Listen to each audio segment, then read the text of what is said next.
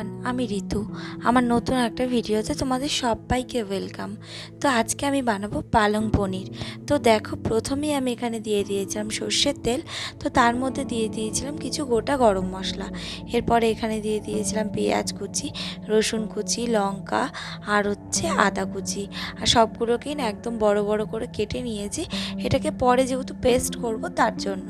দিয়ে যখন এটা ভালোভাবে ফ্রাই করা হয়ে যাবে, এখানে কুচনো পালং শাককে আমি দিয়ে দেবো। আর এখানে অ্যাড করছি একটুকুনি লবণ, আর এখানে দিচ্ছি চিনি। দিয়ে এরপর একটা ঢাকনা দিয়ে ঢাকা দিয়ে রাখবো।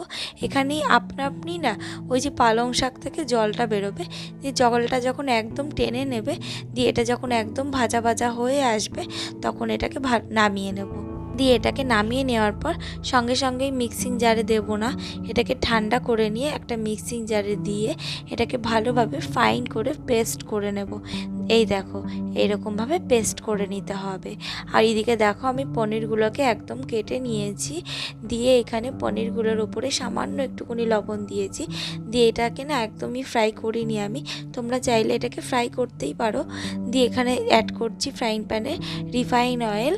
দিয়ে এখানে একটুকুনি সামান্য জিরে ফোড়ন দিয়ে ওই যে পালং শাকের যে পেস্টটা বানিয়েছিলাম সেটা এখানে দিয়ে দেবো। আর একটু সামান্য পরিমাণে জলও এখানে অ্যাড করছি।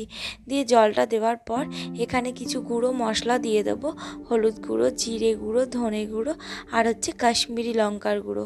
দিয়ে সব কিছুকে দিয়ে ভালোভাবে কষিয়ে নেব 2 থেকে 3 মিনিটের মতো। দিয়ে তারপরে একটা ঢাকনা দিয়ে 5 থেকে 10 মিনিটের জন্য ঢাকা দিয়ে রাখবো। এখানে ঢাকনা দিয়ে রাখার একটাই কারণ এখানে না পালং শাকের এইটা না গায়ের মধ্যে ছিটকাবে, তো তার জন্য এটাকে আমি ঢাকা দিয়ে রান্না করে নিচ্ছিলাম। দিয়ে এটা যখন একদম ভালোভাবে কষানো হয়ে গেছে, এখানে দেখো পনিরের টুকরোগুলোকে আমি ওপর থেকে দিয়ে ভালো করে এখানে শাকের সাথে মিশিয়ে নিচ্ছিলাম। আবারও এটাকে 5 থেকে 10 মিনিট মতো কষিয়ে নিয়েছিলাম ঢাকা দিয়ে। দিয়ে যখনই 5 থেকে 10 মিনিট হয়ে গিয়েছিল, এটাকে খুলে ওপর থেকে কাসুরি মেথি দিয়ে দিয়েছিলাম। কাসুরি মেথির ক্লিপটা না নিতে একদমই ভুলে গিয়েছিলাম, তোমরা কিন্তু অবশ্যই কাসুরি মেথিটা অ্যাড করো। তো দেখো, আমার পালং পনির একদম রেডি হয়ে গেছে। তো ভিডিওটা ভালো লাগলে তোমরা চ্যানেলটাকে সাবস্ক্রাইব করো। আজ তাহলে আসি, দেখা হচ্ছে পরের একটা ভিডিওতে।